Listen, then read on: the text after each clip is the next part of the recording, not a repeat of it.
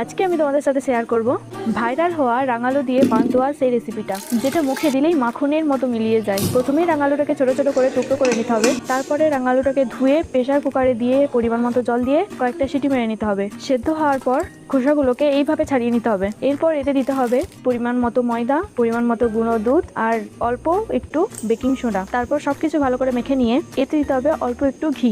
এরপর অল্প অল্প করে হাতের সাহায্যে গোল করে নিতে হবে। আমার গোল করা হয়ে গেছে সবগুলো। এবার আমি কড়ার মধ্যে একটু ঘি আর রিফাইন অয়েল দিয়ে কিছুক্ষণ গরম করে নেব।